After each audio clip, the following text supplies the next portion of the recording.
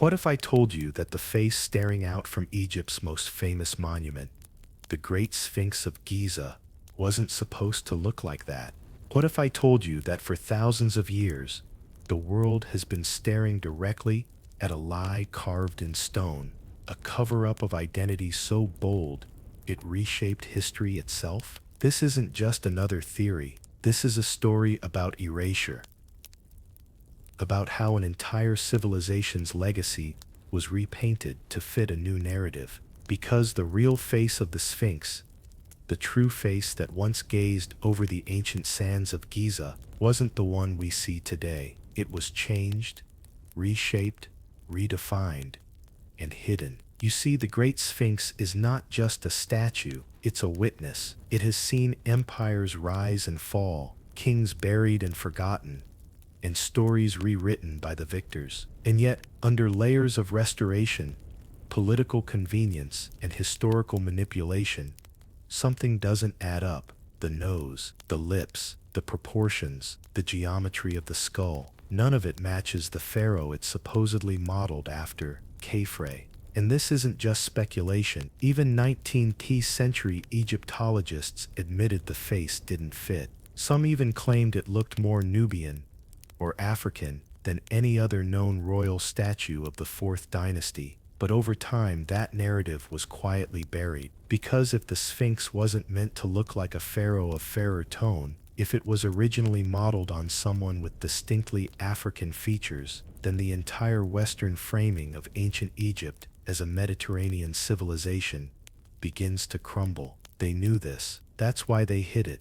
Look closely at the photographs from the late 1800s. Before modern restoration reshaped the face, the features were broader, the lips fuller, the contours unmistakably African. Then compare that to how it looks now, after Reconstruction, after decades of Western Egyptology reframing the entire identity of ancient Egypt to fit colonial imaginations. It's almost as if someone was desperate to rewrite history, to make the African origins of civilization vanish beneath the sand. But it goes deeper than just a face. The proportions of the Sphinx don't even match the head it wears today. The body, carved from a single piece of limestone, is massive, yet the head is oddly small in comparison, like it was reshaped or even recarved from a different figure altogether. Many researchers, including respected geologists like Dr. Robert Schoch, have argued that the head was recut during a later dynasty, meaning the original face was completely erased. Why? Because the Sphinx is older than anyone wanted to admit, much older. And that changes everything we think we know about the origins of Egypt, of civilization, of Africa's ancient legacy. You see, erosion patterns along the Sphinx's enclosure suggest something shocking: water weathering, deep vertical grooves and rounded edges, the kind that only heavy rainfall could cause. But Egypt hasn't seen rainfall like that in over 9,000 years. That means the Sphinx predates dynastic Egypt, possibly by thousands of years, which raises the most uncomfortable question of all: who built it? If the Sphinx is far older than the pyramids, then it wasn't built by the pharaohs we read about in textbooks. It was built by an even earlier civilization, one advanced enough to sculpt the largest monolith on Earth with precision tools, astronomical alignment, and symbolic meaning that still confounds us today. And if that civilization wasn't Egyptian in the traditional sense, if it came from deeper Africa, perhaps from the forgotten kingdoms of Nubia, or even older cultures lost to time, then the entire foundation of what we call Egyptian civilization may rest on African roots the world was never meant to acknowledge. That's the part they won't tell you in history books, because to admit it would mean rewriting everything. It would mean that the cradle of civilization wasn't the Mediterranean, was Africa. It would mean the face of humanity's first monument wasn't European or Middle Eastern, it was African. So what did they do? They erased it. They carved over it. They whitewashed the stone, the art, the legacy. And then they called the rewritten version history. But the evidence was too powerful to stay buried forever. Over the last few decades, Researchers, from geologists to anthropologists, have begun piecing together a picture that challenges the old story, a picture that points back to a forgotten time when the Sahara was green, when African civilizations flourished along the Nile thousands of years before dynastic Egypt even existed. And at the center of it all, the Sphinx, the silent guardian of the past, stands as a scarred witness. Its mutilated nose, its disproportionate head, its weathered body, they all whisper the same truth. The face we see today is not the face that once was. So the real question becomes, who was the Sphinx really modeled after, and why did someone decide to hide it? If the Sphinx wasn't built by Khafre, if it wasn't a royal vanity project of some pharaoh we can name and date neatly in a museum caption, then who left it there, and why? Because whoever carved it didn't just shape stone, they left behind a code, a warning, and a story too ancient for modern history to handle. The clues begin with water, not sand. Those deep vertical grooves down the Sphinx's sides, the ones Egyptologists brushed off as erosion from sandstorms, they're water scars. Geological evidence confirms it. They were carved by centuries of rain, rain that hasn't fallen on that plateau since before 7000 BCE. That means the Sphinx existed before the desert existed. It watched the Sahara turn from a lush green savanna, full of rivers and life, into a sea of death and silence. That means the Sphinx is older than the pyramids, older than Egypt itself. And if that's true, then the entire timeline of civilization gets ripped apart, because that would mean an advanced society existed long before Egypt, one capable of engineering on a scale we barely understand. And here's the kicker, that society wasn't some mystical lost race. The DNA, the climate data, the archaeology all point to Africa, Central and Northeastern Africa, where the Nile was once part of a vast network of lakes and fertile valleys. Imagine a time when what we now call the Sahara was a green heart of civilization. Temples stood where dunes now rise, cities hummed along vanished rivers, and the Sphinx was already ancient, staring out at a horizon that was alive with people who looked nothing like the sanitized figures we see in museum murals today. That's the story that scares people, the one they had to bury. Because if Africa had cities, architecture, astronomy, mathematics, civilization itself, long before anyone else, then all those neat little hierarchies of who invented progress collapse in the dust. It would mean that the origins of writing, agriculture, even spiritual philosophy didn't start in Mesopotamia or Greece. They started right here. And that's why when colonial era scholars arrived in Egypt, they couldn't accept what they were seeing. In the 1800s, when European archaeologists first began seriously excavating the Giza Plateau, they weren't just looking for artifacts. They were looking for validation, a story that fit their worldview. They couldn't let the cradle of civilization be African, so they reframed it. They drew clean lines around Black Africa and North Africa, like they were separate worlds. They decided that anything sophisticated north of Sudan must have been Mediterranean, not African. Anything intelligent, mathematical, or monumental had to come from somewhere else. And when they saw the Sphinx's broad features staring back at them, they didn't say this was built by Africans. They said this must be a mistake. So they recarved it.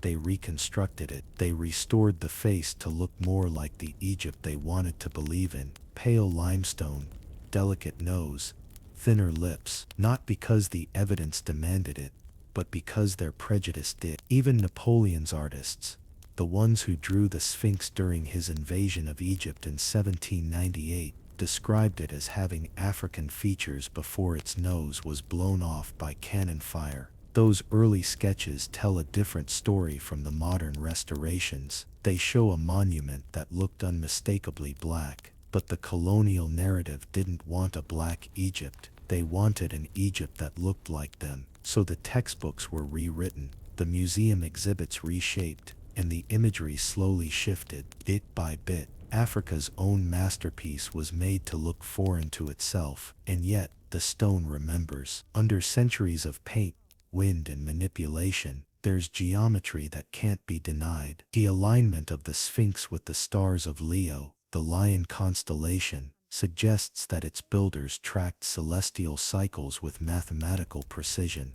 The erosion lines hint at a wetter climate, thousands of years older than dynastic Egypt. Even the tools used to carve it show signs of techniques unknown to the builders of the pyramids who came later. So who were they? Some scholars call them the Proto-Egyptians, others the pre-dynastic Nile cultures. But in truth, they were probably descendants of even older civilizations that once thrived along what was then a lush, habitable Sahara. Places like Nabta Playa, an ancient astronomical site in southern Egypt, where stone circles aligned perfectly with the solstices thousands of years before Stonehenge. And what happened to them? Climate happened. Around 5000 BCE, the Great African Humid Period ended. The rains stopped, the rivers shrank, the once green Sahara began to die. The people who built the early temples and monuments were forced to migrate toward the Nile, bringing with them the architecture, religion, and mathematics that would become the foundation of pharaonic Egypt. They didn't appear out of nowhere. They were survivors, refugees from a forgotten world, swallowed by sand. So when we look at the Sphinx, what we're really seeing isn't just a monument. We're seeing a message, a relic of a civilization older than Egypt, carved by hands that history tried to erase. And that's why it was hidden. Because if we admit the Sphinx is a scar left by an ancient African civilization that predates every empire we know, then we have to admit that the story of humanity itself has been told upside down. But here's the twist. The Sphinx doesn't just tell us who we were, it tells us what we lost. The next question isn't who built it, it's why they needed to warn us. They tell you the Sphinx is a guardian, a silent statue, a relic of faith. But that's not what it was. It wasn't a tomb marker or a temple gatekeeper. It was a cipher, a message, one carved in rock, left for a world that would forget, because the ancients didn't build for worship. They built to remember. Look closer at its design. Not with the eyes of a tourist, but with the eyes of an engineer. The Sphinx faces directly east, perfectly aligned to watch the sunrise on the spring equinox. Once every year, the light of the new sun strikes its brow, the same moment the constellation Leo rises on the horizon. That's not coincidence. That's precision. This means whoever carved the Sphinx understood the sky, not as myth, but as a map. The Sphinx isn't just a lion with a man's face. It's Leo with a human crown, a symbol of heaven mirrored on earth. Now, imagine standing there 12,000 years ago, when the climate was different, when that land was green, when the stars of Leo didn't just rise but ruled the sky during the age of their celestial dominance. Astronomers like Robert Bauval and Graham Hancock have long pointed to this alignment, suggesting the Sphinx could date to around 10,500 BCE, the last time Leo rose at dawn on the spring equinox. If that's true, the builders weren't pharaohs. They were something older, and something we don't have a name for anymore. And if you think this is fantasy, consider this: the erosion patterns on the Sphinx's enclosure, vertical grooves caused by heavy rainfall, date back to an era when Egypt was lush. But when the pyramids were built, that plateau was already desert.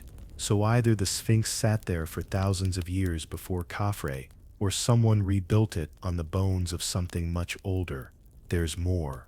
Hidden tunnels have been detected under the Sphinx's paws using ground-penetrating radar, chambers that remain sealed to this day. Some claim they're natural fissures. Others, like the late Egyptologist Thomas Debicki, insisted they were deliberate, part of a complex that may lead to what the ancient text called the Hall of Records. What is the Hall of Records?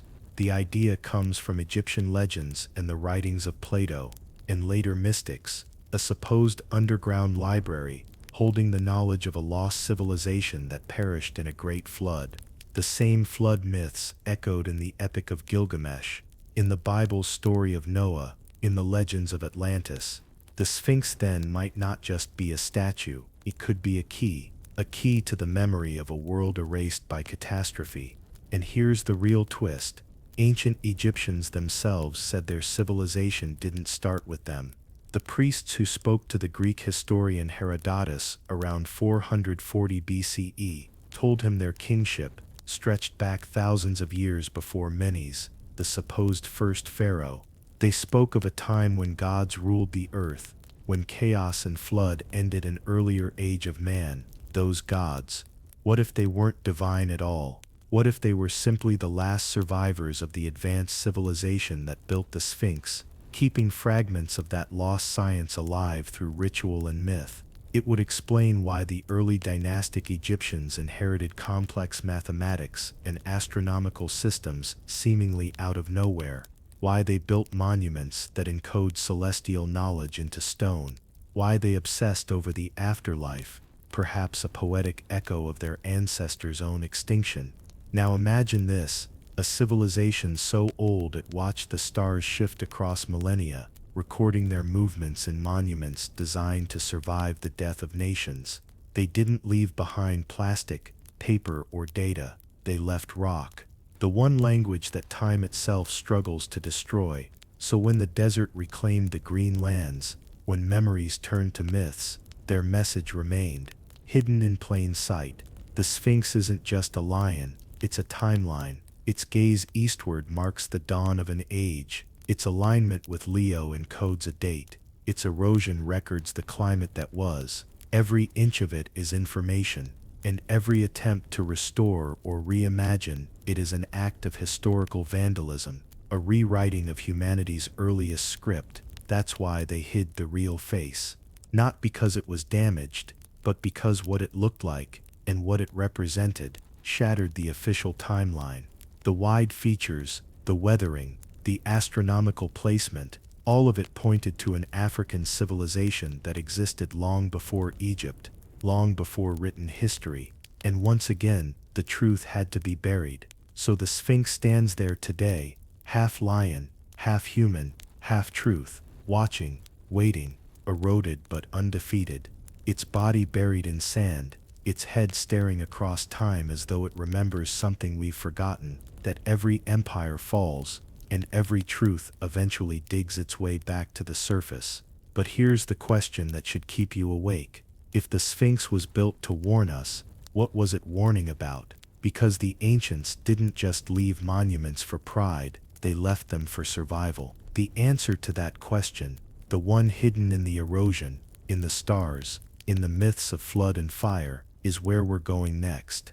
They didn't build the Sphinx just to honor kings or gods. They built it to warn whoever came next. Every measurement, every alignment, every erosion mark whispers the same truth. Something happened before, and it will happen again. For centuries, historians have told us Egypt rose from nothing, a spontaneous spark of civilization. But the Sphinx tells another story, a story of memory, of survival, of people who watched their world drown and swore that knowledge would never die again. When you trace the alignments of Egypt's ancient monuments, the Giza pyramids, the Temple of the Sun at Heliopolis, the ruined city of Nabta Playa in the south, they form a map not of land, but of stars. These were not random constructions, they were deliberate calibrations of heaven and earth, built to record the sky's shifting position over tens of thousands of years. Why? Because to the ancients, the sky wasn't decoration, it was a clock, a cosmic calendar counting down to the next great change. Every few millennia, the Earth's axis tilts, what astronomers call precession. Over time, this slow wobble alters which constellation rises at dawn on the spring equinox. The ancients tracked it, encoded it in stone, and passed it down in myths. To them, every new age brought renewal or destruction. And the last time Leo ruled the dawn sky, the last time the Sphinx faced its own constellation, was around 10,500 BCE, the end of the last ice age, the time when global sea levels rose by more than 300 feet, swallowing coastlines, cities, and continents whole. Coincidence or memory? Because around the world, the same pattern appears. In South America, the the ruins of Tiwanaku and Pumapunku, megalithic structures aligned to long-lost stars. In Turkey, Göbekli Tepe, buried deliberately 11,000 years ago, depicts constellations marking a cataclysm. In India, myths speak of drowned cities, Dvaraka, lost beneath the sea. In West Africa, oral traditions tell of a great flood that scattered the ancestors to new lands.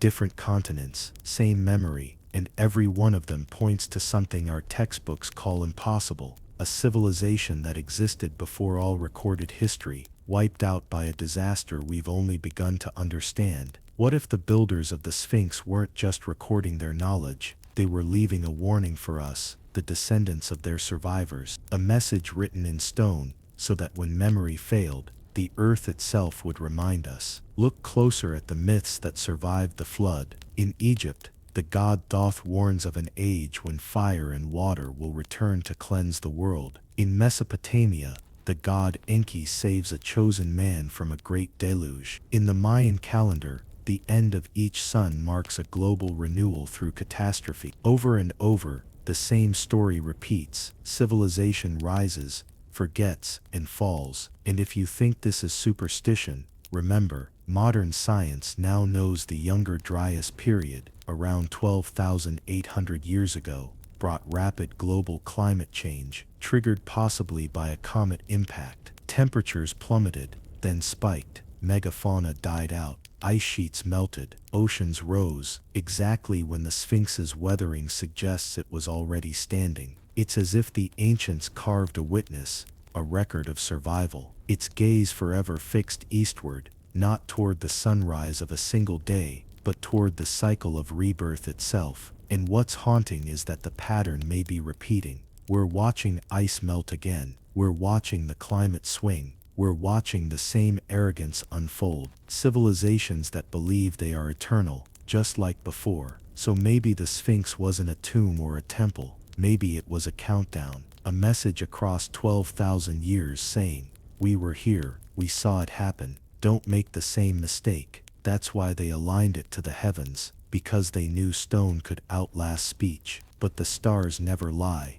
and perhaps that's what the ancients meant when they called their monuments living things. Because even buried in sand, the Sphinx still speaks, through erosion, geometry, silence, and its voice grows louder every year the earth warms. Now imagine, just for a moment, that the hall of records beneath it truly exists. What if the chamber doesn't hold gold or scrolls, but something far more dangerous? Proof that we are the second chapter of human civilization, not the first. Proof that the flood stories weren't myths, but memories. If that chamber were ever opened and confirmed, history itself would have to be rewritten, from the origin of humanity to the foundation of religion. And that perhaps is why it remains sealed. Because if the world knew the Sphinx wasn't just a monument, but a warning, every empire built on denial would crumble overnight. That's what the ancients feared, and maybe that's what they tried to prevent. Because they didn't build to be worshipped,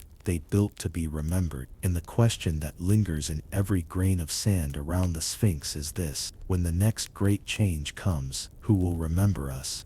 If the Sphinx was the warning, then the Nile was the lifeline.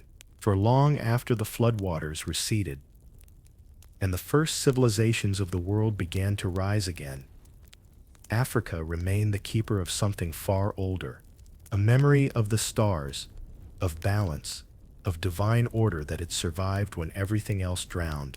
Most people think ancient Egypt stood alone, but it didn't. It was one jewel in a chain, a lineage of kingdoms stretching deep into the heart of Africa. The Nubians, the Kushites, the Dogon, the Malians, all shared pieces of the same cosmology, fragments of a worldview that spoke not of gods watching from above, but of humanity as part of a living universe. Take Nubia, for instance, Egypt's southern neighbor, though in truth it was more like Egypt's elder sister. Before the pharaohs of the north built their first pyramids, Nubian kings were already raising sacred mounds that mirrored the constellations. Their capital, Napata, sat at the foot of the sacred mountain Jebel Barkal, a natural pyramid said to house the spirit of Amun himself, the same god later worshipped in Thebes. Coincidence? Or inheritance? Because when Egypt fell into chaos, it was Nubia, not Greece or Rome, that restored it. The 25th dynasty, the so-called Black Pharaohs, came from Kush. They ruled not through conquest, but through remembrance. Their reign brought a return to ancient rituals long abandoned. The worship of Mat, the harmony of cosmic order, the architecture that echoed the celestial. They understood that power wasn't about domination. It was about alignment. Now, travel further west, to a land the world has long ignored, Mali. In the sands near Timbuktu, hidden beneath centuries of dust, lie libraries filled with manuscripts, over 700,000 texts on astronomy, mathematics, medicine, philosophy, written not in Greek or Latin, but in Arabic, Songhai, and Manding. These weren't mere copies of foreign thought. They were continuations of it, a distinctly African science, built upon generations of observation and inquiry.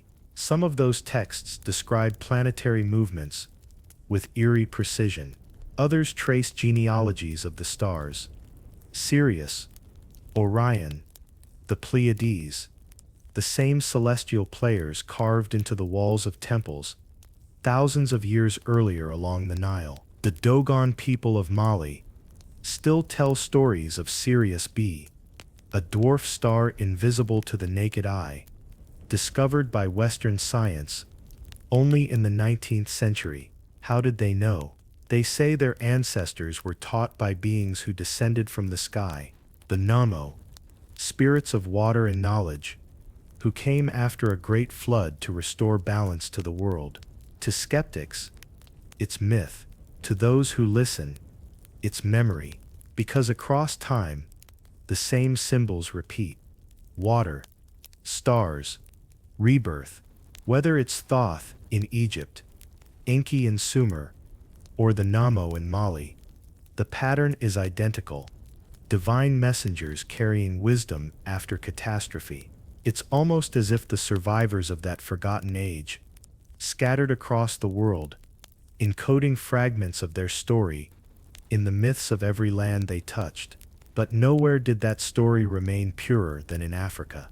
Because Africa didn't forget. While empires rose and fell elsewhere, Africa preserved the rhythm of the heavens in its rituals, its music, its oral traditions. Even the concept of Mat, truth, balance, reciprocity, echoes through time, appearing in later philosophies as justice, karma, or natural law. The Greeks studied it. The Hebrews borrowed from it. Yet the source remained unchanged, flowing from the heart of Africa, through the Nile, across the desert, into the world. And this is where the narrative begins to twist. Because as Africa's ancient wisdom spread outward, its origins were gradually erased. When Greek scholars like Pythagoras, Plato, and Herodotus visited Egypt, they called it the cradle of wisdom. They studied there for years, learning geometry, astronomy, and metaphysics from African priests. Yet later generations rewrote the story, claiming the ideas as their own, renaming them, repackaging them for a Eurocentric world. By the time Rome conquered Egypt, the libraries of Africa had already been burned, its knowledge scattered, but the embers of that flame survived. In temples, in songs, in secret societies that kept the teachings alive beneath the surface of history. What if all of these fragments, from the Sphinx to the Dogon, from Nubia to Mali, are chapters of the same book, a record of a civilization that rose before time, was destroyed, and rebuilt itself through Africa's descendants? That would mean Africa isn't just the cradle of humanity, it's the cradle of civilization itself, not the follower of Greece, but the teacher of it, not the periphery of history, but its origin point.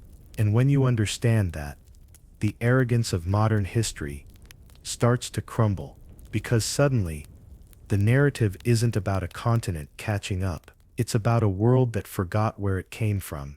And maybe, just maybe, that's why the ancient keepers of the Nile warned us in stone, because forgetting your origin is the first step toward losing your future. If Africa preserved the flame of the ancient world, then what followed was a systematic attempt to extinguish it. Because as Europe rose, it didn't rise from nothing, it rose from the ashes of Africa's forgotten wisdom. And it did everything in its power to hide that truth. Let's not sugarcoat it. What we call history was edited, rewritten, filtered through the lens of empire. The colonizer didn't just conquer land, they conquered time. They seized the narrative of human progress, carved out the African chapters, and rewrote them in their own image. The Renaissance, that golden age of European art, science, and philosophy, is hailed as the rebirth of civilization after the so-called Dark Ages. But ask yourself, rebirth of what? Those same European thinkers, Da Vinci, Copernicus, Galileo, Michelangelo, were inspired by manuscripts, ideas, and knowledge that had passed through North Africa, Al-Andalus, and the libraries of Timbuktu. The so-called lost Greek works? They weren't lost at all. They were preserved by Arab and African scholars in Fez, Cairo, and Gao, while Europe slept through its medieval slumber. When Europeans rediscovered them, they erased the chain of transmission. The African scholars who safeguarded those texts for centuries were replaced by portraits of white philosophers in robes.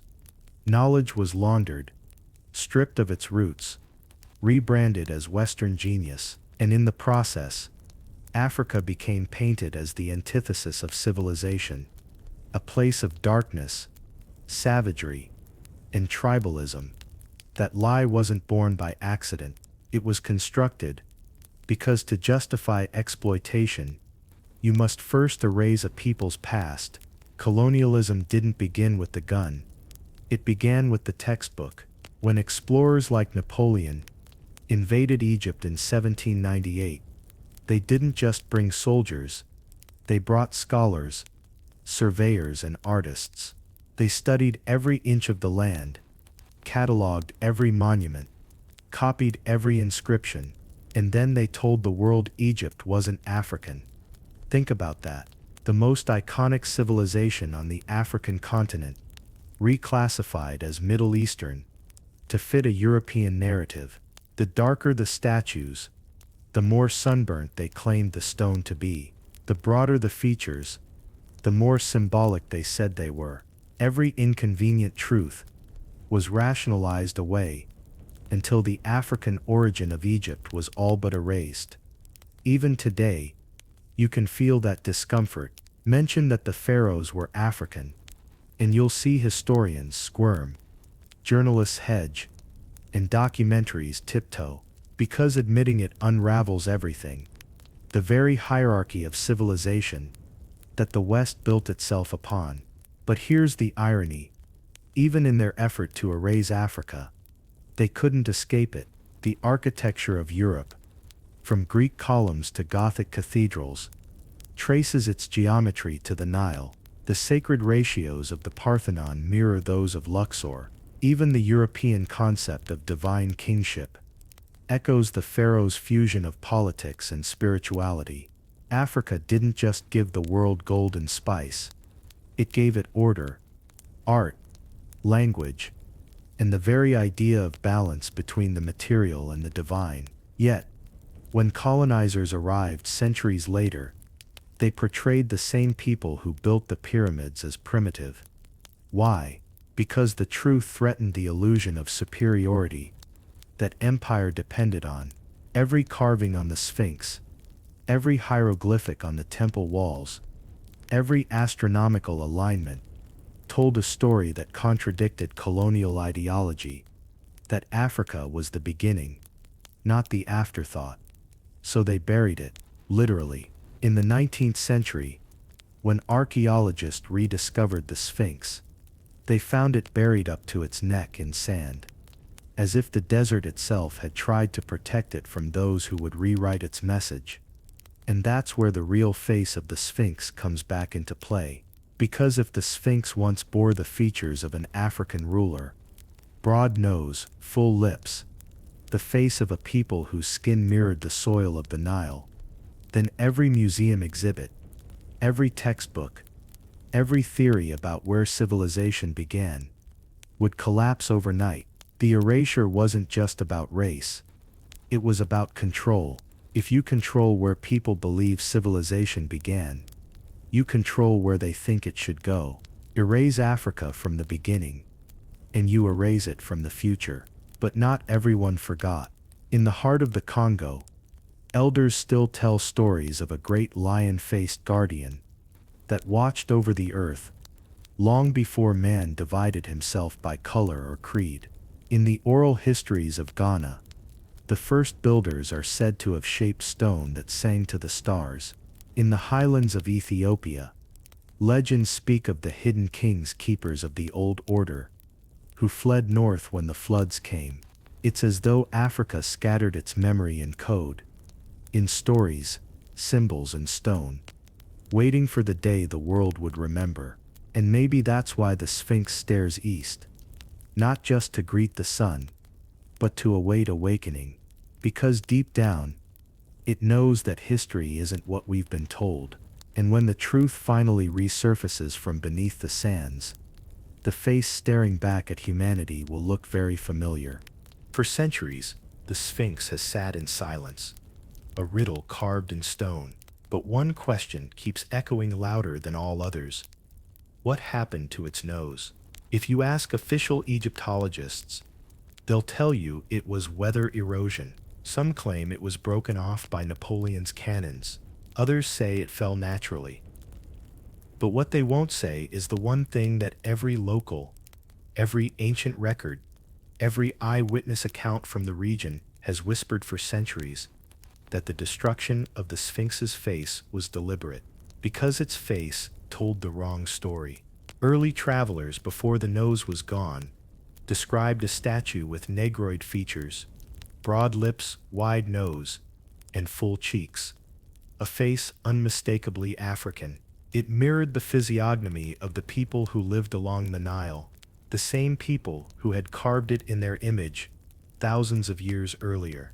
But to colonial scholars in the 18th and 19th centuries, that was unacceptable. If the face of the most iconic monument of civilization looked African, then everything they had been teaching about the origins of knowledge, philosophy, and architecture collapsed instantly. So the story began to shift. They said the nose was shot off. They said time took it. But the truth is, older and darker.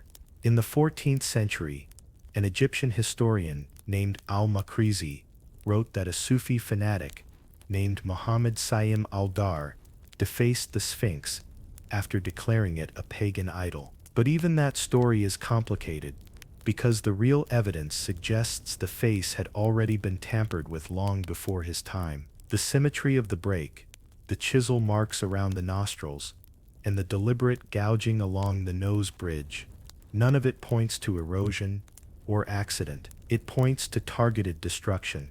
And here's the chilling part.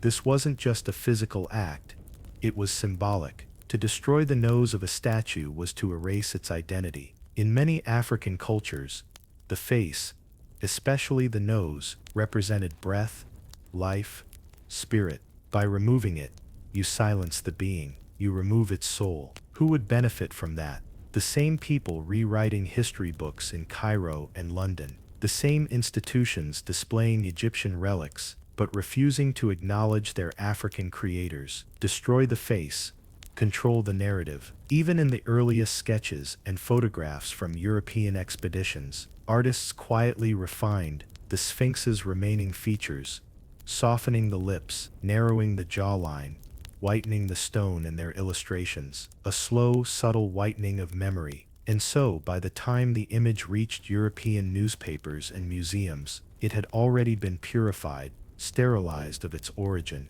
But nature, it seems, has a way of remembering. Modern imaging of the Sphinx shows that its stone pigmentation beneath the outer dust has a higher melanin content, darker than the surrounding limestone bedrock. It was once painted in vivid tones: red ochre for the skin, black for the eyes and brows, blue and gold across the headdress. This was not the colorless relic we see today.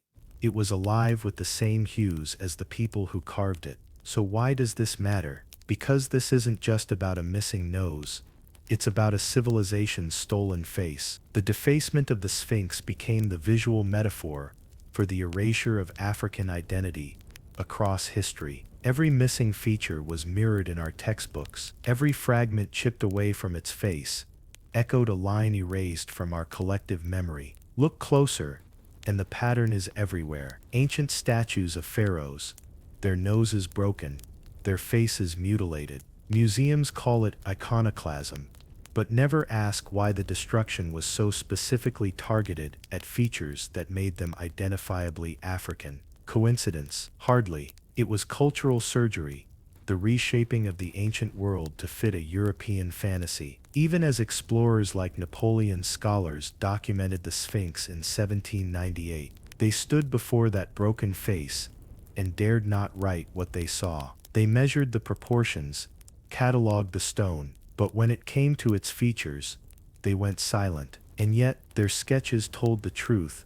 Their words could not. The face was too broad, too strong, too unmistakably African. That silence became the foundation of Egyptology, a field born in the shadow of denial, and that denial continues today. You'll see documentaries on the mystery of Egypt, but not on its African origins. You'll see movies where the pharaohs look European, but never Ethiopian or Nubian. But people are waking up. With every new scan, every ancient DNA analysis, every uncovering of indigenous testimony, the illusion is crumbling. The Sphinx, even in its mutilation, refuses to lie. Its form, its orientation, its celestial precision, all speak a language older than empire, older than conquest. The face may have been broken, but the message remains intact. You can destroy the nose, but not the truth. You can rewrite the textbooks, but not the stone. For years, Egyptologists swore the Great Sphinx was built around 2500 BC. During the reign of Pharaoh Khafre, they said it was carved in his image, a monument to his power. But cracks began to appear in that story, literally. Geologists, not historians, were the first to notice. In the early 1990s, a geologist named Dr. Robert Schoch from Boston University examined the Sphinx's body and enclosure walls. What he saw didn't match the official timeline. The erosion patterns weren't caused by wind or sand. They were caused by water, thousands of years of rainwater. But here's the problem. Egypt hasn't had that kind of rainfall since 7000 BC. That means the Sphinx could be at least twice as old as mainstream Egyptology claims, carved before the Sahara even became a desert. That single discovery threatened to rewrite everything we know about human civilization. If the Sphinx predated Egypt's known dynasties, it meant there was an earlier forgotten culture, one with advanced engineering, astronomy, and symbolic understanding of the stars, a civilization older than Egypt, older than recorded history. But instead of investigating, the establishment buried it. Egypt's antiquities authorities dismissed Schoch's findings as nonsense. Museums refused to update their timelines. Funding for further geological testing was quietly cut. Because if Schoch was right, then Egypt's entire historical hierarchy, its dynasties, its kings, its myths, would have to be redated, and that would mean acknowledging that Africans were developing complex civilizations while much of the rest of the world was still tribal. That's not an error. That's heresy to the academic order built in the West. Let's go deeper. In 1991, researcher John Anthony West joined Schoch and measured the weathering across the Sphinx's enclosure. The patterns of erosion went vertically down the walls, like rain channels, not horizontally, like wind erosion from sand. In other words, They were formed by thousands of years of heavy precipitation, a climate that ended roughly 9,000 years ago, meaning the Sphinx could have been carved as far back as 7,000 BC, maybe earlier. That predates Khafre, Khufu, and even the so-called first pharaohs. Then there's the astronomical alignment. The Sphinx faces due east, directly toward the rising sun on the equinox, a symbol of rebirth and divine order. But in ancient sky maps, the constellation Leo aligned perfectly with the Sphinx's orientation, not in 2500 BC, but around 10,500 BC. Coincidence? Hardly. The Sphinx is a lion, facing the rising sun in the age of Leo. That date isn't random.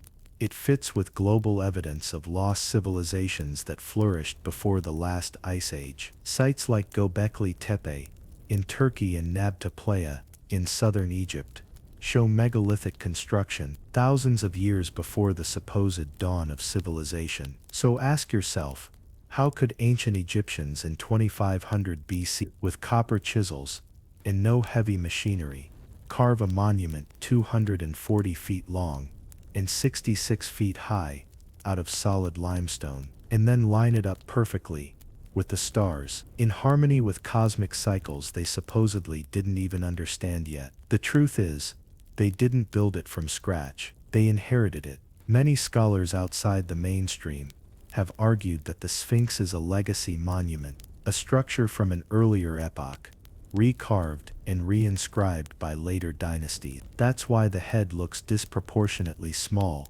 compared to the body, as though it had been recut from something else. Perhaps a lion, perhaps something even older, more symbolic. Satellite imaging of the Giza Plateau has revealed underground chambers, tunnels, and anomalies beneath the Sphinx that remain unexplored, sealed off from public access. Egyptian authorities deny their existence, yet seismic surveys confirm cavities beneath the paws and along the enclosure's edges. What's buried down there? Records? Artifacts? Proof of an older civilization. Every time independent researchers try to investigate, permits are revoked, ground radar teams are dismissed, and when footage leaks, it's labeled pseudo-archaeology. But ask yourself, if there's nothing to hide, why keep the gates closed? Because the Sphinx isn't just an ancient statue, it's a time capsule, one that doesn't fit the official timeline, a monument that tells the story of an advanced African civilization erased from history. Think about it. When the Greeks and Romans spoke of Egypt, they called it the land of wisdom, of sacred science, of divine architecture. They admitted their knowledge came from Egypt. Yet even Egypt, as we know it, may have inherited its own wisdom from an older, blacker, more powerful culture. So when they tell you the Sphinx was built by a pharaoh in 2500 BC, remember, that's not history, that's damage control. Every erosion mark, every misaligned theory, every forbidden excavation points to one truth, that the Sphinx is thousands of years older than we've been told. And whoever built it with knowledge of the heavens, of energy, of geometry, so precise, it still defies replication today. They can bury evidence, they can silence geologists, they can censor satellite data, but they can't stop the rain from telling its story. Because every drop that carved those walls is proof of a truth they can't erase, that the real builders of the Sphinx were not just Egyptians. They were the forgotten architects of the world. If the Sphinx predates Egypt, then the next question is who built it? Not pharaohs, not Greek gods, but a civilization whose fingerprints still pulse beneath the sands, a civilization rooted in Africa itself. Archaeologists hate that idea. They call it Afrocentrism. They call it unfounded. But dig deep enough, and the evidence speaks for itself, because long before the rise of Egypt's first dynasties, there were thriving, complex cultures spreading along the Nile Valley, from Nubia in the south to the heart of Sudan and beyond. These were not primitive tribes. These were astronomers, builders, mathematicians. They mapped the stars, tracked the floods, and aligned temples with celestial cycles that modern engineers still marvel at. In the ancient city of Napata, deep in what is now Sudan, the pyramids stand smaller than those at Giza, but older in spirit. Their angles are steeper, their symbolism closer to the roots of the Nile. The people of Kush, descendants of these builders, spoke of gods who came from the stars and rivers that carried divine knowledge north to Kemet, the land we call Egypt. This isn't speculation. Hieroglyphs from Egypt's earliest periods describe their ancestors as coming from the south. The word Tasseti, the first nome, or province of ancient Egypt, literally means land of the bow, a name for Nubia. The first kings of Egypt, the founders of the first dynasty, bore Nubian features: dark skin, broad noses, tightly coiled hair. Even Egypt's own mythology preserves this truth. The god Osiris, father of Horus, was said to have come from the south, from a sacred mountain where the Nile began. The south wasn't seen as foreign, it was holy. It was the origin of divinity. So when the Sphinx looks east, toward the sun, its body resting on the edge of the Nile's path, it may not be a monument to Egypt's beginning, but to Africa's. A stone guardian, watching over a civilization that stretched far beyond the Nile Delta, from the rainforests to the Red Sea, from the Ethiopian highlands to the deserts of Chad. But over time, something happened. As foreign powers invaded, Persians, Greeks, Romans, the identity of Egypt was rewritten. Statues were repainted, texts reinterpreted, faces on the walls were restored to look more Mediterranean. The darker features of gods and kings were literally chiseled away. By the time the Renaissance rediscovered Egypt, what they saw was a mirror they had crafted themselves, an Egypt stripped of its African identity. And that's why modern textbooks still teach that civilization rose in the Middle East and spread to Africa, when in truth, it rose from Africa and spread outward. The evidence runs deeper than art. Look at genetics. Recent DNA studies on mummies from the pre-dynastic and early dynastic periods show clear links to sub-Saharan populations. Ancient mitochondrial haplogroups connect early Egyptians to East African lineages, long before any Middle Eastern admixture. And when you look at the architecture, it all makes sense. The earliest pyramids at Saqqara and Medum use a step design, the same design used by the Nubians centuries earlier. Even the word pharaoh, per-aa, meaning great house, echoes older African linguistic roots.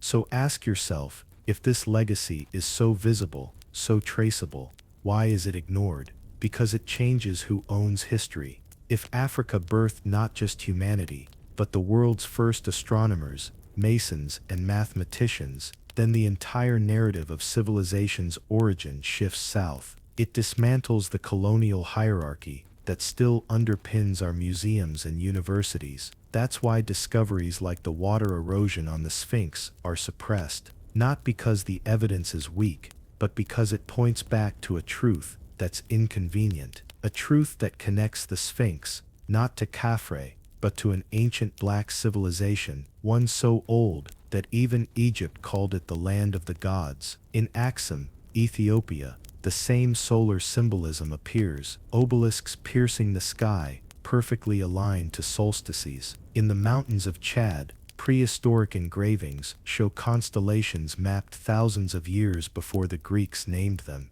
In Mali, the Dogon people preserve astronomical knowledge of the Sirius star system that modern telescopes confirmed only in the 20th century. Coincidence or continuity? Every sign, every stone, every story whispers the same truth, that Africa was never the dark continent. It was the light that illuminated the world. And the Sphinx, silent, eroded, ancient, is not just a relic of Egypt's past, it's a monument to Africa's forgotten genius. Because when you strip away the myths, when you peel back the colonial varnish, what you find is something powerful, something terrifying to those who've built their empires on stolen history, that the real cradle of civilization wasn't the Tigris or the Euphrates, it was the Nile. And the Nile's story begins in the heart of Africa. When explorers and archaeologists first descended on Africa in the 19th century, they didn't come as seekers of truth. They came as conquerors, men wearing pith helmets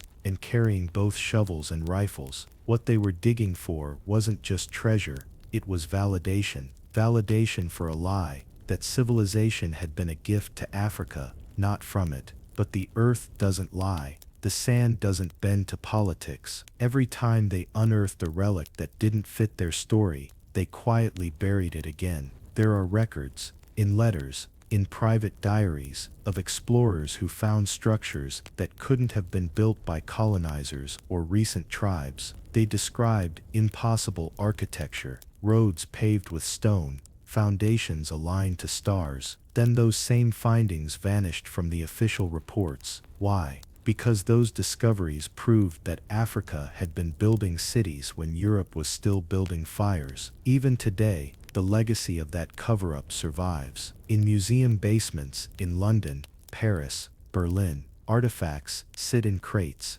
mislabeled or forgotten, pieces of a timeline that would place Africa, not Greece or Rome, as the foundation of human progress. Take the Great Zimbabwe ruins, a stone city built with mathematical precision, mortarless walls towering as high as 36 feet, some stretching more than 800 feet long. When Europeans first saw it, they refused to believe Africans had built it. They invented myths about lost white civilizations, about Phoenicians or Arabs, anything but Africans. Why? Because to admit otherwise would mean rewriting everything they thought they knew about intelligence, about order, about race. But those lies eventually cracked. Carbon dating, archaeological re-examination, and oral history converged on one truth. Great Zimbabwe was built by African hands, for African kings, using African knowledge. And the same pattern repeats itself again and again. When excavations in Sudan uncovered Kushite temples with hieroglyphs, predating Egyptian ones, the finds were quietly shelved. When West African bronzes from Benin showed metallurgical techniques superior to anything in Europe at the same time, the British called it a mystery, and then stole them. When stone observatories in Senegal mapped celestial cycles, scholars called it coincidence. Coincidence doesn't build cities. Coincidence doesn't align temples to the solstice. Coincidence doesn't create art that rivals the Renaissance centuries before it began. These weren't coincidences, they were erasures. But even when history is silenced, memory has a way of surviving. Across the continent, oral traditions preserve what textbooks erased. Griots, storytellers, kept the lineages of empires alive through song and speech. They remembered the builders of Mali, the astronomers of Timbuktu, the priest-scientists of Nubia. They remembered the flood that covered the plains and the kings who read the stars to know when it would return. These were civilizations that didn't just record time, they understood it. Their calendars didn't start at conquest, they started at creation. They saw humanity as cyclical, divine, interconnected, and perhaps that's what frightened empire most, because a people who remember who they are cannot be enslaved forever. By the early 20th century, as African nations began to stir toward independence, archaeology itself became a battlefield. European powers controlled the narrative, and they guarded it fiercely. Permits to excavate were denied to African scholars. Discoveries that challenged Western timelines were dismissed as misdated. Universities in Africa were starved of funding, while European institutions built entire departments on African soil. It wasn't just about history, it was about ownership of the future. If Africa could prove it had been the first, the foundation, the origin, then the idea of Europe's superiority collapsed. That's why the story of the Sphinx's water erosion was buried. That's why the idea of pre-dynastic African architecture is dismissed as fantasy. Because if it's true, if even one piece of it is true, it means the timeline of civilization begins and ends where it always should have in Africa. You see, colonization didn't just steal land and people, it stole memory. but memory is coming back. Every rediscovered artifact, every corrected map, every rewritten textbook is a crack in the old illusion. The question now is not whether Africa had the first civilizations, it's how much longer the world will keep pretending it didn't. Because when truth resurfaces, empire trembles, and beneath the sands, beneath the polished floors of Western museums, beneath the silence of those who profited from ignorance, Africa's story waits, not buried, not forgotten, just waiting to be told again, this time by her own voice. Before the pyramids became monuments for tourists, and the Sphinx, a photo stop for influencers, they were something else entirely. The physical manifestation of a science the world no longer understands, a science that didn't divide spirit from mathematics, or astronomy from theology.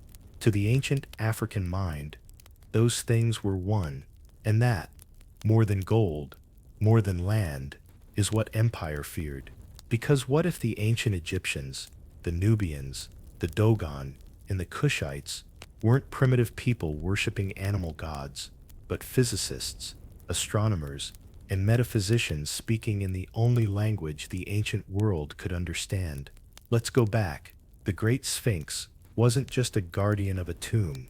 It was the literal fusion of human intelligence and natural law. Man and beast united as one consciousness. The head represented wisdom, the body, nature. Together, they formed a symbol that said to master nature, man must first understand himself. You see, in the ancient world, knowledge wasn't something to be owned, it was something to be aligned with. When priests at Heliopolis studied the stars, they weren't just mapping the night sky, they were tracing the story of creation itself. They believed the universe was not separate from man, but reflected through him.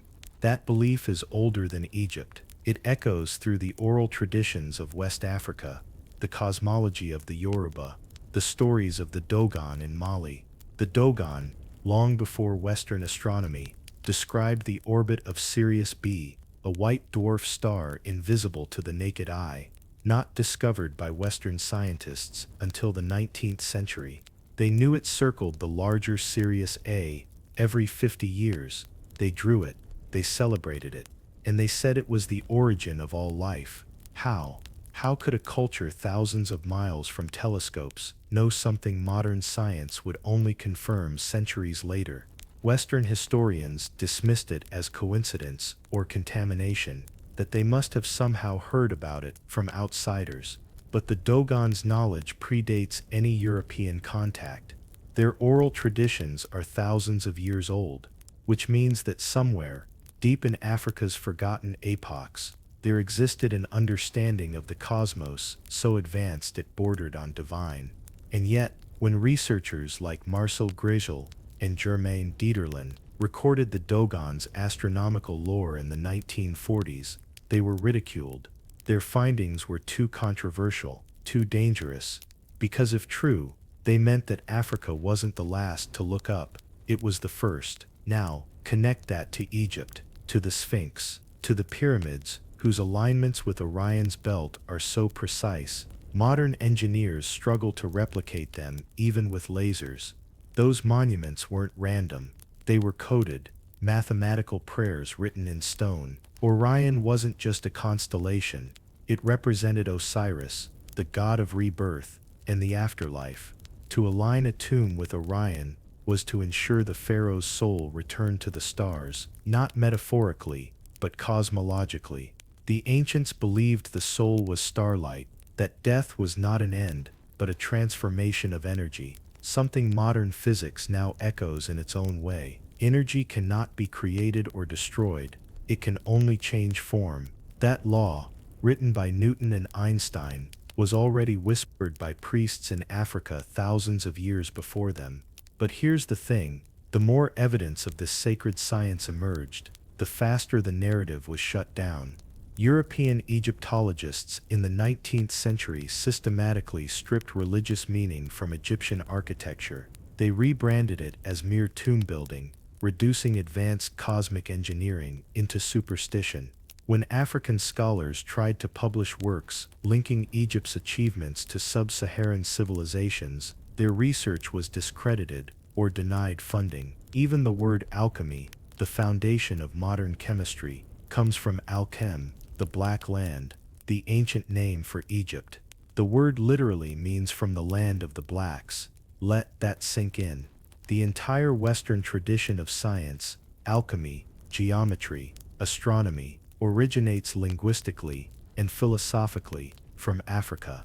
And yet, when the textbooks are written, the story starts in Greece. The Greeks themselves admitted it. Pythagoras studied in Egypt for 22 years. Plato wrote that Egypt is the mother of all wisdom. Herodotus said the Greeks learned their gods from Egypt. These weren't secrets until colonialism decided to make them so. Because if Africa birthed philosophy, then the myth of Western superiority collapses. If the Nile Valley civilizations were the first to calculate PS, track solstices, and encode quantum-like laws of matter and soul, then empire didn't invent civilization, it inherited it.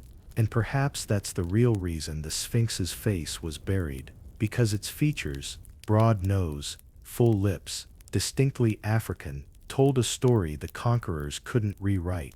They could rename it, they could chip it, they could bury it, but they could never change what it was, a symbol of black genius cast in stone. The ancients saw no divide between the physical and the metaphysical. To them, the study of the stars, the carving of stone, and the cultivation of the soul were the same pursuit. The pursuit of Ma, balance, truth, harmony. And that's what we lost when history was rewritten.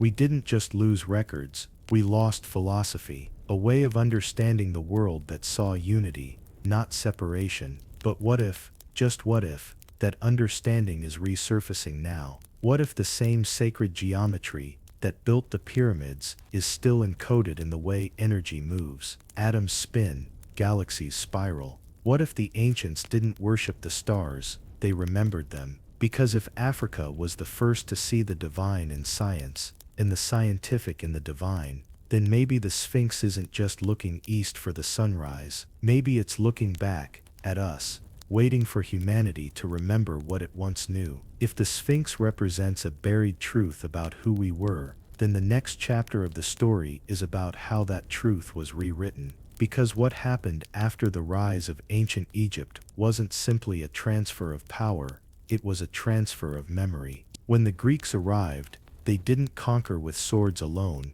they conquered with language. The names of gods changed, the meanings of symbols shifted, and in that subtle transformation, entire systems of African spiritual science were reframed as mythology. Take Isar and Aset, known later as Osiris and Isis. In Kemet, the true name of ancient Egypt, they represented not just divine beings, but forces of nature, rebirth, regeneration, and the eternal cycle of matter and energy. Isar was the seed, the principle of life, that could never truly die. Iset was the vessel, the feminine force that births spirit into matter. Together, they symbolized the law of polarity, male and female, sun and moon, seen and unseen. But when the Greeks adopted these figures, they stripped them of their deeper scientific context. They became gods in a pantheon, not equations in motion. By the time Rome conquered Greece and Christianity began to take shape,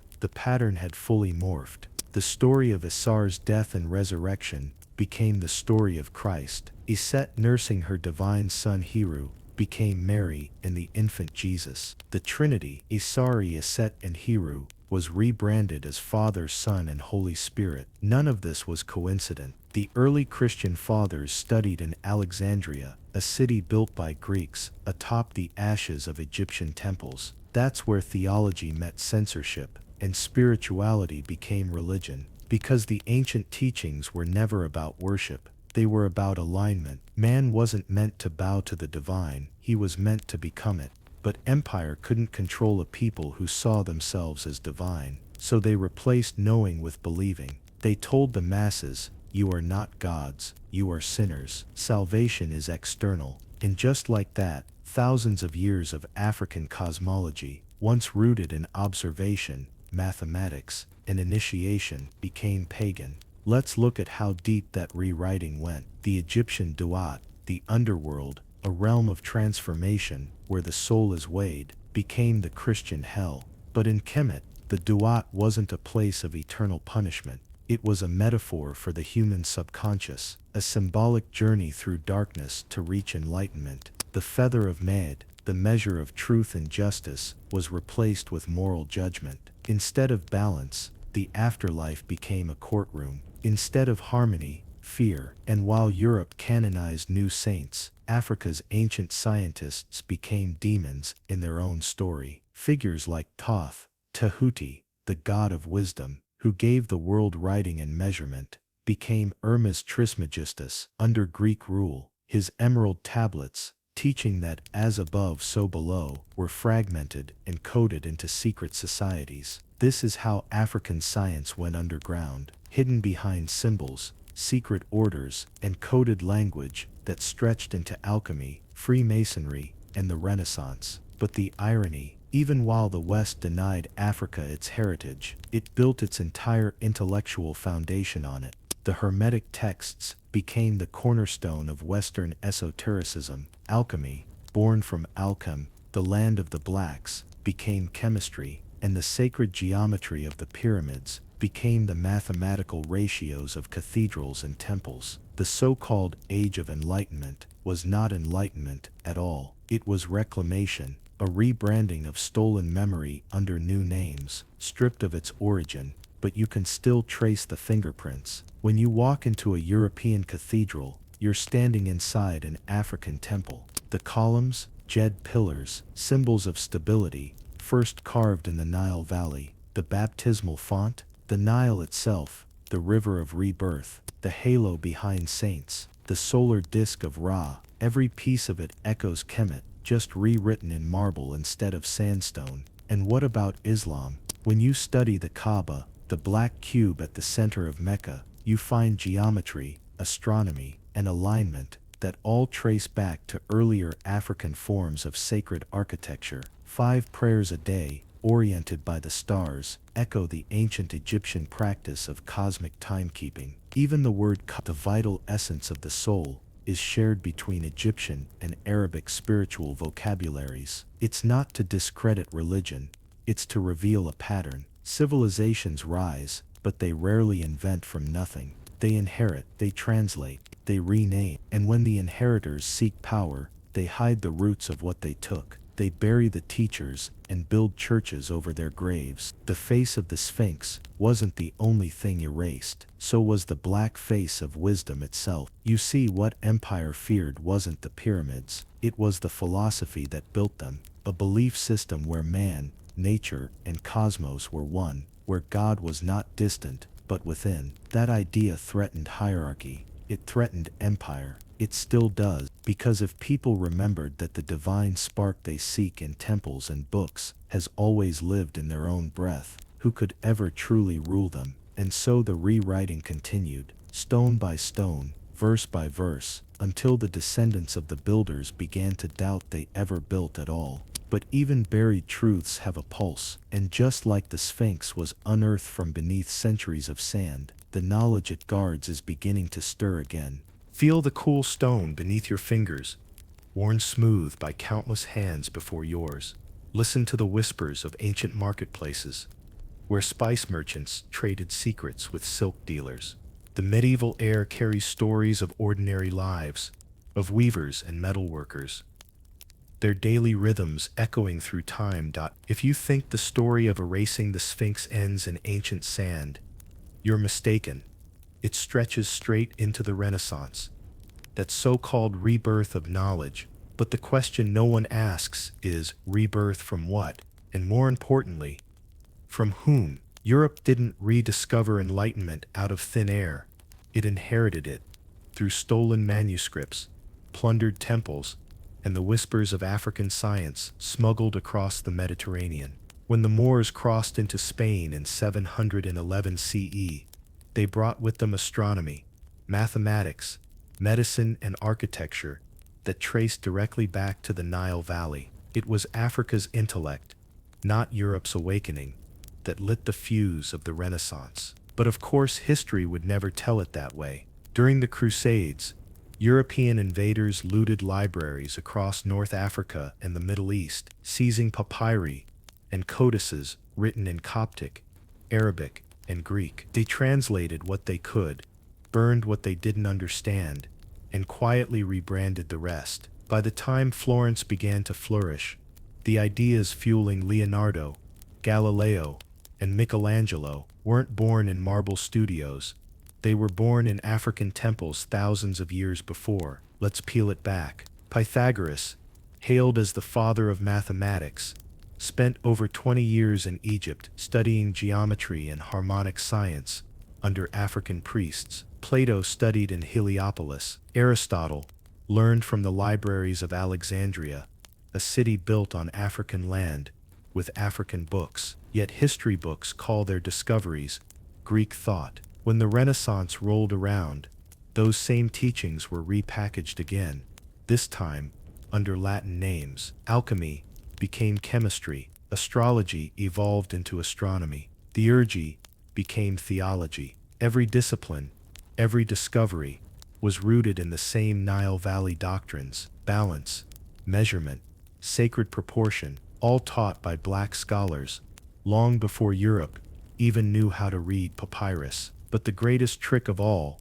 was how the image of the teacher was changed. You'll see frescoes of pale philosophers gazing at stars, their robes shimmering in gold. But in the original temples of Kemet, the teachers were dark-skinned men and women draped in white linen, inscribing equations on obsidian and limestone. They charted the movement of Sirius long before Galileo pointed his telescope to the sky. They mapped the precession of the equinoxes, while Europe was still burning heretics for suggesting the Earth wasn't flat. When Europeans began to call their rediscovery a Renaissance, what they were really celebrating was a rebranding, a whitening of African brilliance. Even the symbol of Vitruvian man, Leonardo da Vinci's famous sketch of the human body, inscribed in a circle and square, was not new. It was lifted directly from the proportions of the Egyptian god, Heru, the embodiment of divine symmetry. But they didn't stop at borrowing ideas.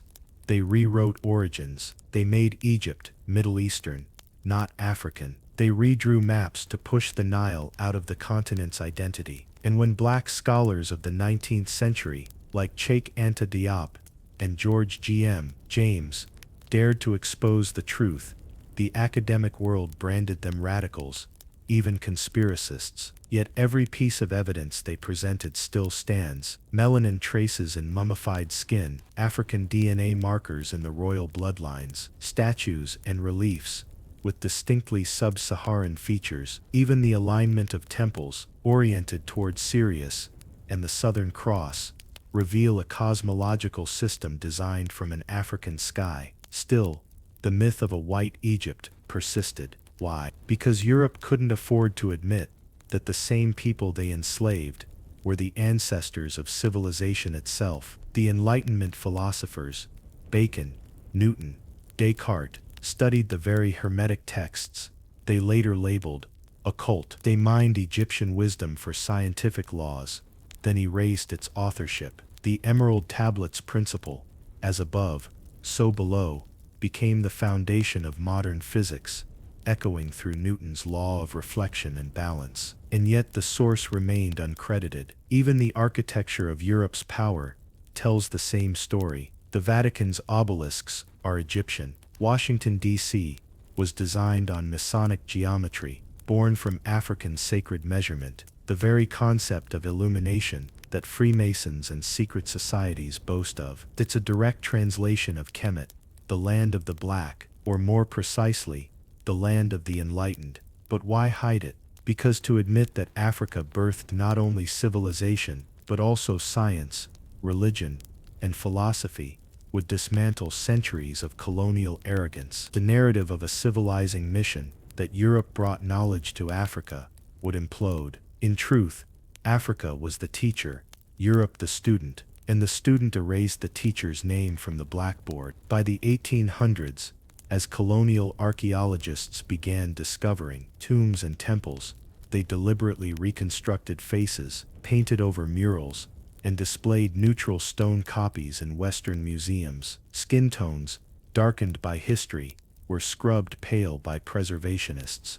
When Napoleon's scholars catalogued Egypt, they not only documented, they edited. The sketches in the description, de l'Egypte, systematically lightened African features. And as Europe rose, Africa was told to forget. The Sphinx, stripped of its nose, became the perfect metaphor, a mutilated face of truth. Its lips, unmistakably African, still survived, so they broke those too. But truth resists erasure, because every time you look at that monument, carved from one solid piece of limestone, thousands of years before Greece even existed, it whispers the same defiant truth: I was here first. And if the Sphinx could speak, perhaps it would say what the books never will. They didn't just steal our land, they stole our memory. They didn't just take our gold, they took our glory. And now, the sands they buried it under are starting to shift again. When European explorers first set foot in Egypt during the 18th and 19th centuries, they weren't just uncovering ruins,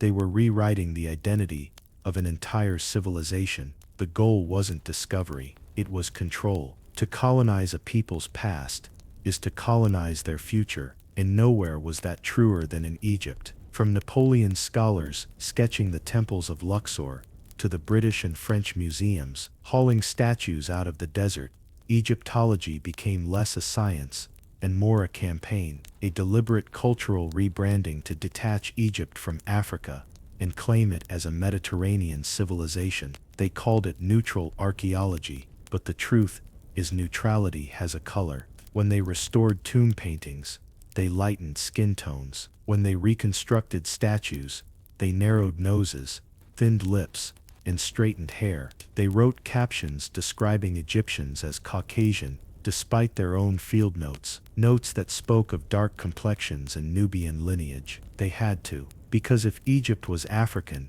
it meant that Africa, the continent they enslaved, colonized, and deemed inferior, was actually the birthplace of science, architecture, and theology. That truth couldn't be allowed to stand, so they buried it. In 1798, when Napoleon invaded Egypt, he brought along 167 scholars, artists, and engineers, the savants, to document the land's wonders. Their work, Description de l'Egypte, was magnificent and manipulative. The sketches lightened African features, erased hieroglyphic symbols that connected Egypt to other Nile cultures, and subtly presented the monuments as lost relics of a vanished race, not the living legacy of black Africans. It was a masterpiece of deception, turning Africa's evidence into Europe's inheritance. By the time the British seized control of Egypt in the late 1800s, the narrative was complete. Museums across London, Paris, and Berlin displayed Egyptian artifacts as trophies of Western discovery. The Rosetta Stone, stolen from Egyptian soil, became the key to deciphering hieroglyphs, and yet, not a single African scholar was credited. Egypt was not presented as part of Africa, but as a bridge between Africa and the civilized world, a convenient in-between, just dark enough to be exotic, but light enough to be claimed. The irony, every measurement, every inscription, every tomb painting proved the opposite. The skeletal remains of pharaohs like Ramesses II and Tutankhamun carried sub-Saharan cranial features. The DNA studies of mummies revealed African haplogroups. Ancient records described Nubia as the land of the gods, the place where divine kingship began before Egypt even existed. And yet, when museums wrote the plaques, they wrote Egyptian, Mediterranean type. The distortion ran so deep that even language wasn't spared. The word Kemet, which the ancient people used for their homeland, literally meant the black land, referring both to the fertile soil and symbolically to its people. Europeans translated it as the rich land, avoiding the word black altogether. Even Hollywood joined the campaign. From the 1950s onward, films like The Ten Commandments and Cleopatra filled the world's imagination with alabaster-skinned pharaohs and blue-eyed queens. Elizabeth Taylor became Egypt's icon, not the Nubian queens who actually ruled the Nile. When African actors were cast, it was only as servants or soldiers, never as the minds behind the monuments. And that lie sank deep. For generations, even Africans began to believe that Egypt was somehow not African. Textbooks described it as Middle Eastern. Schoolchildren grew up seeing themselves absent from the origins of civilization. But then came the rebellion, not with guns, but with truth. In the 20th century, African scholars like Dr. Cheikh Anta Diop, Dr. Theophile Obenga, and later Dr. Ronoko Rashidi, and Dr. Yosef Ben Jokanan, began to challenge the whitewashed narrative head-on. They studied ancient linguistics, DNA, art, and anthropology, and the conclusion was undeniable. Egypt was an African civilization, built by African people, speaking African languages, worshipping African gods. Diop proved, through melanin dosage tests and blood typing, that the ancient Egyptian population aligned biologically with sub-Saharan Africans. Obenga traced linguistic roots, connecting ancient Egyptian with Wolof, a language still spoken in West Africa. Their research shattered the colonial illusion, but the academic world met them with silence, censorship, and ridicule, because the truth wasn't just controversial, it was revolutionary. If Egypt was black, then the entire foundation of Western civilization was built on African genius. If Egypt was African, then history's hierarchy collapses. That's why even today, museum curators dance around the question. You'll read plaques that say North African. You'll see documentaries that call Egypt a crossroads of civilization. They'll say everything but African. But no amount of linguistic gymnastics can hide what the monuments themselves declare. Look at the Sphinx. Look at the murals. Look at the names. Kemet, Tesseti, Nubia. The truth is carved in stone. And now, that truth is rising again, not from excavation, but from reclamation. Because as black scholars, artists, and archaeologists reclaim their story, they're not just restoring Egypt's past, they're reclaiming Africa's future. For centuries, Egypt's image was carefully curated, painted white, polished, and repackaged for Western comfort. But in the 21st century, technology has started to expose what empires tried to bury. The sands are no longer silent. The evidence is digital, genetic, and undeniable. Today, satellites can see beneath the desert, mapping entire cities buried for thousands of years. Ground-penetrating radar has revealed networks of temples and tombs stretching far beyond the Nile Valley, into what was once thought of as Nubia, now modern Sudan. And what do these discoveries show? That civilization didn't flow into Africa. It flowed from it. Archaeologists are finding pyramids older than Egypt's, temples aligned with the same astronomical precision, and art bearing unmistakable African features. The so-called mystery of where Egyptian culture came from isn't a mystery at all. It's Africa's echo, still ringing across the Sahara. But while machines are exposing truth, institutions are scrambling to keep control. When the first full genome analyses of mummified remains were released in 2017, headlines celebrated the discovery that ancient Egyptians were closer to Europeans than Africans. But what those headlines didn't mention was that the samples came from a single site, Ebusir el Melek, a northern burial ground used during the Greco-Roman period, when foreign rulers already occupied the land. The core African dynasties, the real heart of Egypt, were never part of that study. It was selective science, framed for headlines, not truth. Later studies,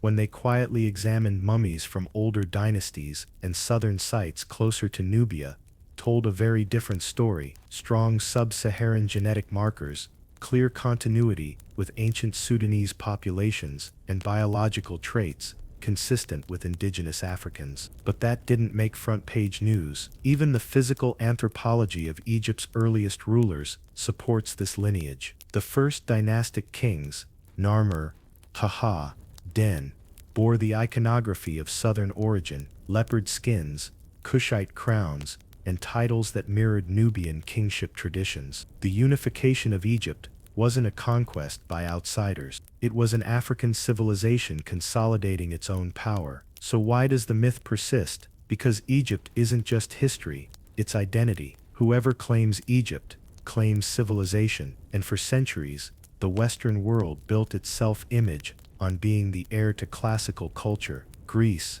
Rome, and through manipulation, Egypt. To admit that Egypt was African would mean admitting that everything they believed about Western superiority is a lie. That's why the framing is still careful. Museums say North African, documentaries say mixed heritage, academics say Afro-Asiatic, anything but black. Yet the irony is brutal.